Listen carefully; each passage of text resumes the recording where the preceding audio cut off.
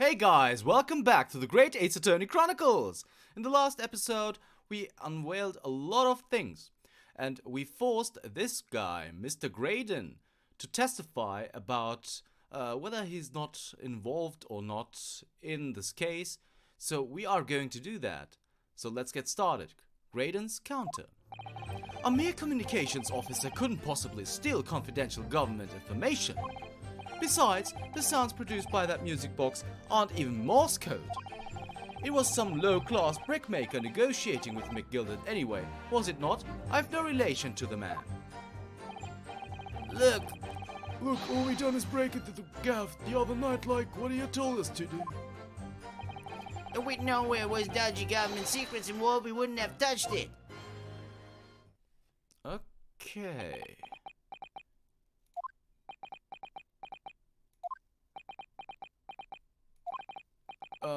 Mr. Skulkin.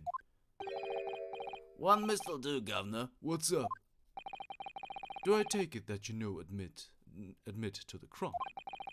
That on the night in question, you did indeed gain entry to the premises illegally? And moreover, you did so as a party of three in collaboration with Mr. Graydon here.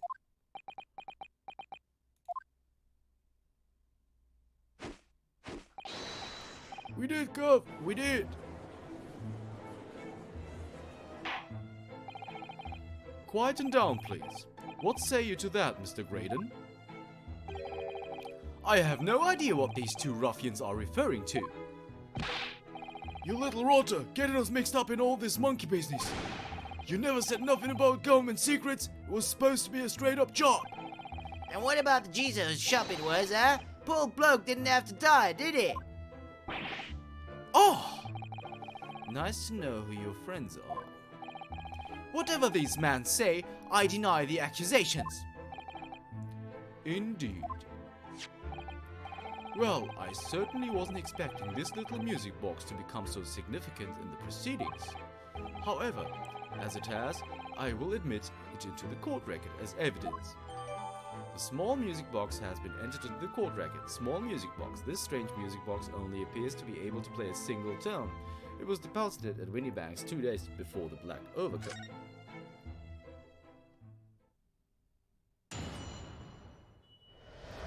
Well, Graydon's counter, but before we go into that, we of course have to examine that small box.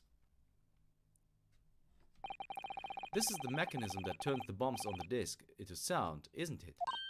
Yes, the movement. It's all thanks to the comb with its teeth that are plucked by the passing bombs.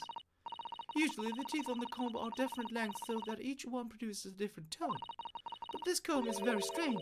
All the teeth are exactly the same length. Well, what does that mean? It means that no matter which tooth is plucked by the passing bombs, the music box will make the same sound.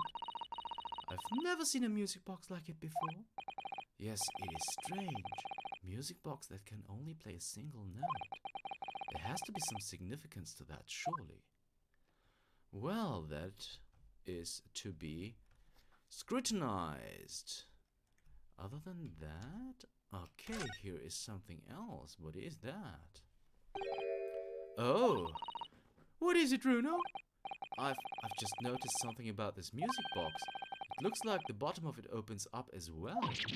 Oh, you're right. Well, come on then. What are you waiting for? Let's open it. Alright then, here goes. Look at that. There's another movement on the underside. So does that mean you can set another disc to play back on the side? Yes, I think so. And it looks like the two movements are linked together. They're linked? So you had two discs, they would both play back at the same time. Interesting. Nothing else though, right? So there's nothing else of interest here.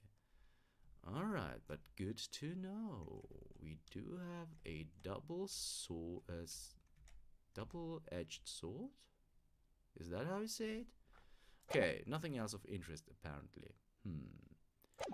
Alright, so let's get into pressing Mr. Graydon. A mere communications officer couldn't possibly steal confidential government information. Well, see about that. So, is this newspaper headline accurate? Government communications are being intercepted. How could I possibly know? What do you mean by that? Any important government communications are handled by high-level officers, by specialists. General members of staff in the station where I work would never be entrusted with sensitive information. Oh no, stop! Must say something, stop! Let me guess. Juror number 5. Irregular communication stations officers aren't as lowly as you're being led to believe. A team of us are responsible for setting up and testing the telegraphs used by the ministry. And Mr. Graydon is the team leader. That's fascinating. Graydon is highly skilled operator. Stop. Currently in presence of idol. Stop. So you had access to the equipment used for these confidential communications, Mr. Graydon? Well, what of it? The transmissions are always made behind closed doors so they can't be heard. And in any case, all messages are sent enciphered. Normal employees couldn't possibly understand them. Oh no, stop! Must say something, stop! Mr. Graydon regularly attends meetings with ministry technicians and the ministry communications team. He assists them in ensuring that there are no errors in important international communications. And he's received the top prize at the cipher cracking convention 5 years in a row now. That's fascinating. Graydon is highly skilled operator. Stop. Currently in presence of idol. Stop. Well, your idol would appreciate it if you'd keep your mouth shut. She should really pick her idols more carefully. I tell you, this lawyer's accusations are completely unfounded. We'll see about that. Besides, the sounds produced by that music box aren't even Morse code. Hold it!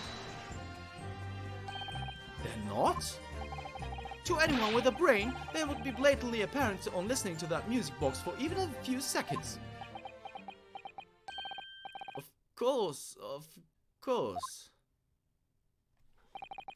Surely it can't be that my learned friend is unfamiliar with Morse code. Ouch, she looks genuinely shocked at my ignorance. It would be more than happy to demonstrate the basics for you, sir. A lesson here in court? Morse code is a continuous series of 2 distinct tones. Tones, you say? Yes, a short dot and a long dash. By combining those in different ways, you construct letters. I see. For example, this is A. And this is B. But when you listen to the sound produced by this music box, you only hear one tone, don't you? But it sounds so similar. The rhythm of it is the same and everything. But there's no discernible meaning to this apparently random sequence of sounds. So your assertion is fundamentally flawed. This is not Morse code. No! Really, you shouldn't be so surprised. What did I tell you? That music box is nothing but a worthless piece of scrap. Perhaps you might consider studying your subject matter before casting aspersions in future. Stop. Nothing to say but stop. Oh, it's so frustrating, isn't it? Iris? I mean, if the government secrets were somehow being leaked using the music box, so many other things would slot into place so nicely. Could there still be something I haven't considered? Would it really be impossible to use this music box somehow to play back Morse code?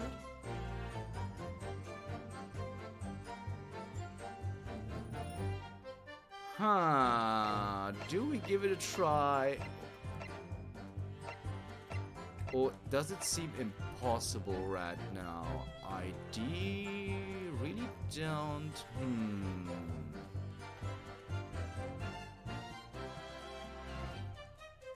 I mean, we checked the bottom, right? So we're gonna give it a try. We're gonna give it a try. We checked the bottom, and we know there is something on the bottom, so there's still every possibility that this music box was instrumental in the leaking of government secrets. That's the belief of the defense, at least. Objection! Does it please you in some way, my Nipponese friend, to repeat the same line of argument ad infinitum? It's already been established that to be Morse code, 2 tones are required. Dots and dashes. Yes, I'm well aware of that. Then what? Well, it would appear the defense has a hypothesis to put forward. You had better present your idea at once, counsel. How do you propose that this music box, which appears to produce only a single tone, could have been used to cipher secret messages into Morse code? Well, we already know, so I'm going to straight... Oh, okay, but we already... What is it, Rudo? I've just noticed something about this music box, but why can't I skip this? Oh, you're right! Well, come, what are you waiting for? Let's open it! Alright then, here goes. Look at that! There's another movement on the underside! So, does that mean you can set another disc to play back on this side? Yes, I think so. And it looks like the 2 movements are linked together. They're linked? So if you had 2 discs, they would both play back at the same time. Uh-huh. So we're gonna present that. Good gracious, what am I looking at here? Another movement on the underside of the music box? What? It appears, my lord, that the 2 movements are linked together. In other words, you can put 2 discs in this music box. And the sounds of both will play back at the same time. Good heavens! As the court has heard, Morse code comprises of 2 tones, a short dot and a long dash. With a second disc in place, this music box could be used to generate Morse code and convey a message.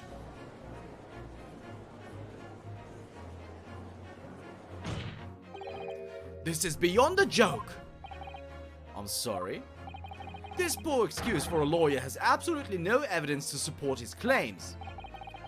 Though, of course, if my learned friend were able to present the chord with a second disc, that would be another matter. Well, I can't at the moment. and may I remind the court that, as the witness has pointed out, he was not the one in the omnibus with McGilded 2 months ago, striking a deal over the disc or discs. Indeed, that was Mr. Mason, the brickmaker. Exactly! I had nothing whatsoever to do with it.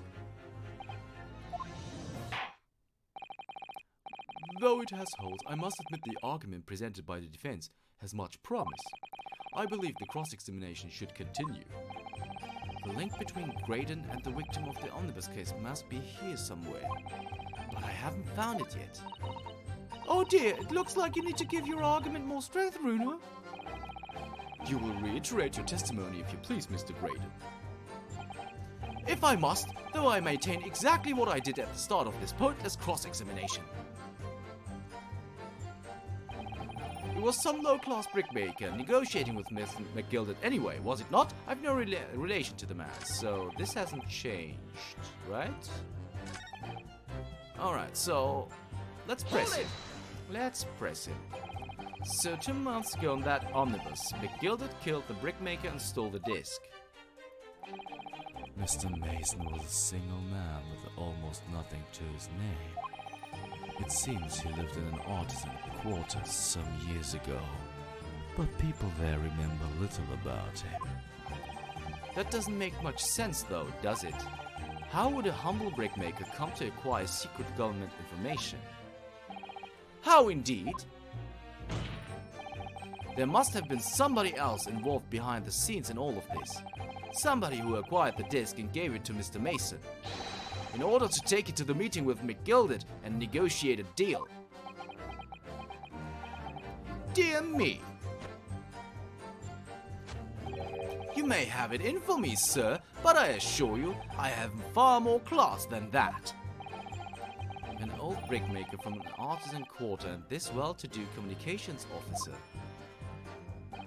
If only I could find some evidence to link the two of them together.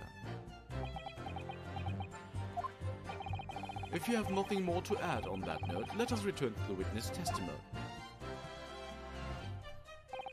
Look, all we done is break into the gavel at night like we told us to do.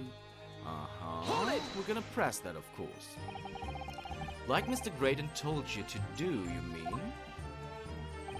That's it, yeah. Who else, huh? Silly me thought he was just popping over for a natter after all them years, but the rotter had a dodgy job for us. Ash?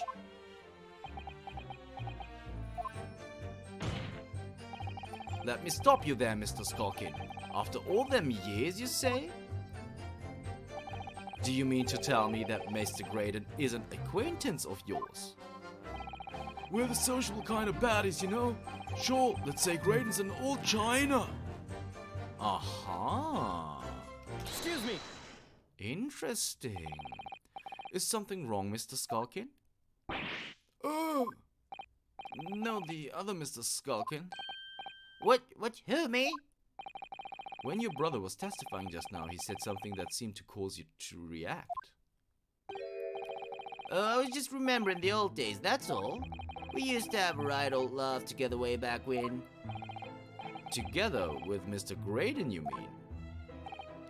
Yeah, with Ash. I mean, you look at him now, in his fancy whistling flute, and you wouldn't Adam and Eve it. But when we was younger, he was from the poor part of town, just like us. Is that so? But he was always a leery one. He had the brains, he had the savvy, always coming out with smart ideas like what would never have gone through our heads. God blimey, ain't that the true truth? Remember Milverton Skulkin's milk run? That was a crocker, eh? Save it until after the trial. Your reminiscing has no place in this courtroom. And neither does your fruit. Oi, the Jesus asked us a question, didn't he? And we was answering. Yeah, we ain't done nothing wrong. Nevertheless, the court is not prepared to accompany you on your trip down memory lane. Counsel, can we turn our attention back to the testimony, please? I don't know, could that sentimental story be relevant somehow? Let's add it to the testimony. Letting it go doesn't serve any purpose. My lord. Yes, counsel? The brother's last sentimental statement could hold vital information relating to this case. Very well, counsel. I will permit the brothers to supplement their testimony with that detail. Briefly, I hasten to add. Say no more. It's skulking, never skulking. Milverton Skulkin's milk run. Go, them were their days. Alright, but we have this to press first. If we'd known there was Dodgy government secrets involved, we wouldn't have touched it. So let's press. Let's press. So did you know nothing about this music box? We didn't know nothing. We still don't know nothing. We ain't planning on knowing nothing about it, neither. But 2 nights ago you did indeed break into Windybank's pawnbrokery, didn't you? In your original testimony, you said that the door of the shop was ajar and that it was like some kind of a sign begging you to go in. But the truth is, you were planning to break into Windybank's all along, weren't you? We were, Gov, we were. You're right there. 'Cause that's what he told us to do. It was his plan. And why was it Mr. Graydon's plan to break into Windybank's that night? Did you not ask the reason?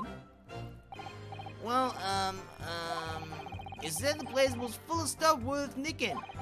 That's what he told us beforehand, anyway. Turned out it was a load of cobblers, didn't it? I weren't best pleased, I can tell ya. In any case, if they know the real reason, it doesn't sound like they're going to give it away. Milverton and Skulkin's milk run. Go, them were the days. Yeah, let's press, of course. Let's press. We have new testimony. I'm sure I'm going to regret asking, but what exactly was that? Some kind of business? Just a little scheme we had going back when we was youngsters. A bit of fun, really. Delivering fresh milk to the locals, that's what it was all about. That sounds alarmingly illegitimate. There must be a catch. I suppose since we're here, I should ask them to elaborate, but on what? Oh, that's a good idea, actually. What are we supposed to... I think the name is the most important part, right? Wait a second, so... Milverton, huh? So the business model doesn't really seem... Leaving it is no option, so the business name. So this business was just a bit of fun, you say? And it was just yourselves and Mr. Graydon involved? Yeah, that's it. Milverton and Skulkin's milk run, was it? Yeah, that's it. And where did the Milverton part come from? Alright, I thought a clever clogs like you'd have worked out that one out. That's... Enough of this! How much longer are we expected to listen to this drivel? Let me guess, you don't accept anything these two witnesses are saying. Tell me, why is it that it was only at the mention of the name Milverton that you decided to interject? Because well... It weren't the happiest of homes that one came from. Yeah, his old man was struggling for money so much his wife walked out on him. She took the name Graydon then, see? But Ash will always be Milverton to us. Milverton? So that used to be your surname, did it?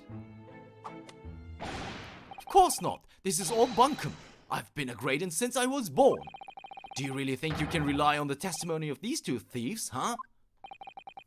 You're a communications officer attached to the civil service. As such, your personal details will have been thoroughly checked at the time of your appointment. It would be a very simple matter indeed to subpoena those records, Mr. Graydon. Oh! Well, it would appear that Mr. Skulkin's testimony has been reliable. For once. You were born Ashley Milverton then. Is that correct? Very well, yes. So Ashley Graydon was once Ashley Milverton. That information could change things and could turn out to be extremely important. Ashley Graydon's personal profile has been updated in the court record.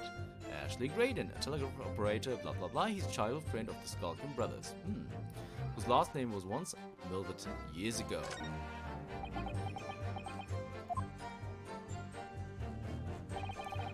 All of a sudden we seem to be up to our necks in a serious matter of national security. Although all this talk about interception of secret government messages is still just conjecture at this stage. It would explain a number of things though, wouldn't it? The negotiation Ginny overheard on the omnibus 2 months ago and the break-in at Windy Banks. But the trouble is, it wasn't Mr. Graydon in this omnibus with Mr. McGilded. No, that was Mr. Mason, the brickmaker, who was so horribly murdered. If only there was some link between the two men somehow. I know, but Mr. Graydon's testimony seems to be as watertight as ever. I wonder if the key to us making headway with the cross-examination here could be those two brothers. Alright, I'm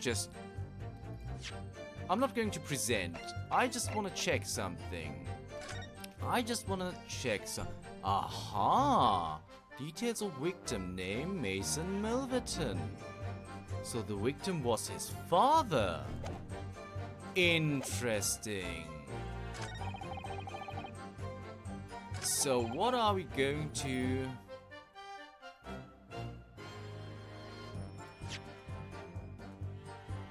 So we're gonna present this then. Objection! Let's go. Mr. Ashley Milverton. Tell me, why did you try to hide your former name from the court? Because I haven't gone by that name for years. It means nothing to me. No, I don't think that's the real explanation at all. The truth is, you had a reason to hide that name. Explain yourself, please, counsel. I have here the notes from the omnibus case, my lord. And as we all know, the victim, the man who we now understand to have been negotiating with McGilded. Yes, Mr. Mason, the brickmaker. That's right, only Mason wasn't his surname at all. It was his given name. His full name was Mason Milverton. Milverton? Do you mean to say Saints alive? Mr. Ashley Milverton, is it not the case that the brickmaker, Mr. Mason Milverton, was your father? Oh, I don't... As I believe I mentioned earlier, your family history will have been thoroughly checked when you joined the civil service. And it really would take no time at all for the court to subpoena those records. The truth is, you have been illegally acquiring highly confidential government information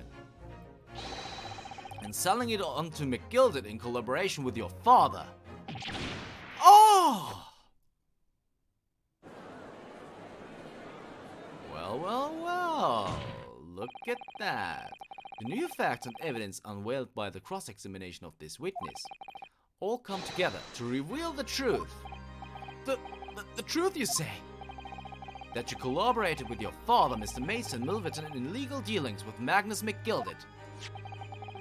By dint of this music box, you mean, counsel? Yes, stealing information being sent in secret government communications and selling it on to McGilded. Mr. Graydon concocted this elaborate scheme of using 2 music box discs to encode the information,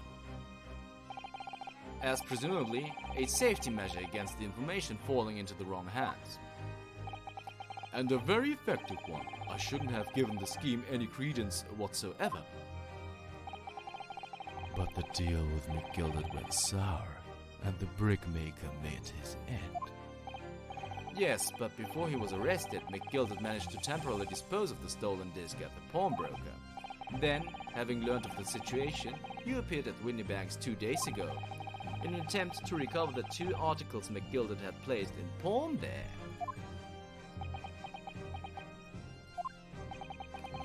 But that attempt failed. One of the discs was seized by the police and the other you never found. So that same night, you enlisted the help of the Skulking Brothers and broke into the pawnbrokery. This time, I determined to recover the second disc. Are you suggesting that the second disc was inside the music box? We never knew nothing about that. On the night that Mr. Winniebank was killed.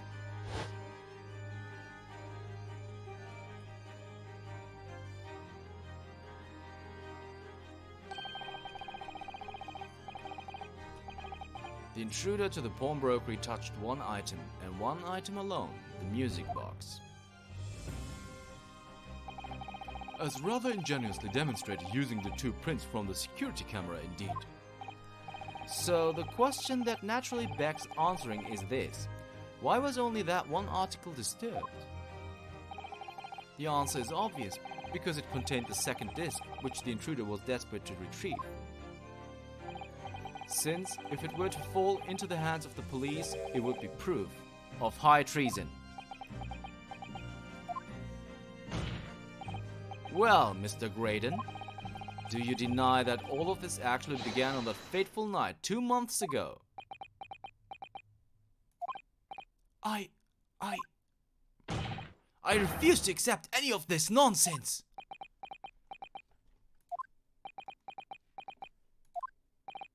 Sir? There appears to be blood seeping through the sleeve of your jacket. What? 2 nights ago, we know that 3 shots were fired at the scene of the crime in Winniebank's pawnbrokery. One took the life of the pawnbroker himself. One struck the pouch around Mr. Sholmes's waist. And the final bullet struck the calendar on the wall of the shop, having first pierced the arm of one of the intruders. Mr. Graydon, that wound on your arm that you seem to be trying to hide, it's a bullet wound, isn't it? He's got no mail, China. Time to call it quits and croak, I reckon. Tch. Don't acknowledge my presence there under any circumstances whatsoever. Those were my terms, remember? And I paid you handsomely to comply. Clearly I was a fool to think I could trust some common-back slum thieves. Fine, I admit it. I was there in Winniebank's that night. I paid this pair 10 guineas to accompany me. And as you've noticed, I sustained an injury in the course of my adventures.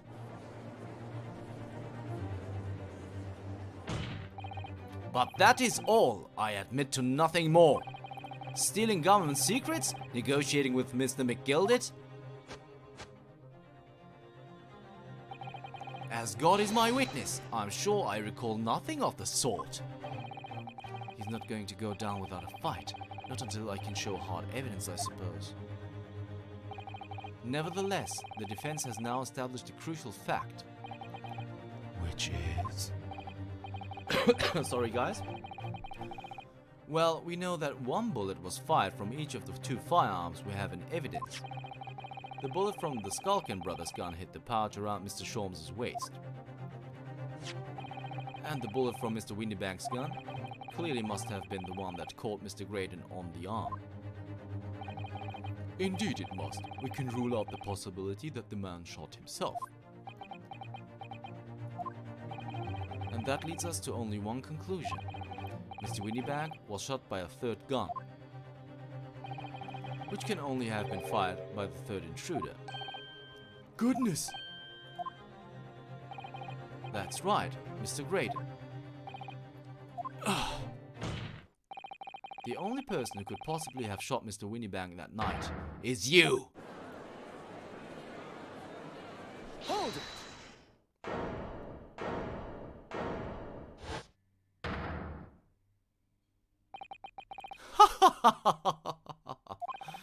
You little upstart.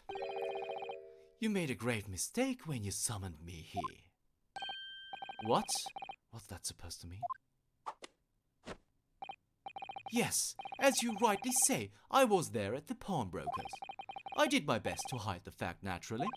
I had no intention of ruining the distinguished career I'd built for myself at the communication station. But did the thought never cross your mind? Did you never consider the possibility? What do you mean? What thought? What possibility? The possibility that if I was there at the scene, I may have witnessed the crucial moment. You see, this makes a key witness in this case, and I have my hands firmly around the neck of your client. What? Are you suggesting? I saw it all. I saw the very moment that pickpocket girl pointed the gun at that poor defenseless pawnbroker and shot him. What? Oh my God! We had him! We had him, guys! Order, order, order! Well, it would seem we are finally entering the last act of this theatrical trial. Mr. Graydon, Yes? I trust you are fully aware of the implications here. If it is shown that your claim is false, you will have incriminated yourself as the killer. Oh, I understand fully. Then I must ask you to give your formal testimony once more. You will explain to the court precisely what you saw at the moment the defendant allegedly shot the victim. Nothing would give me greater pleasure.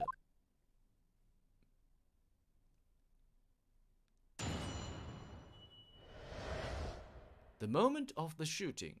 Well, guys, we've breached the half-hour mark already. We are quite above the half-hour mark, actually.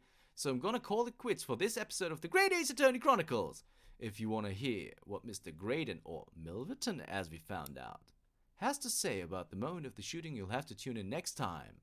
See you then.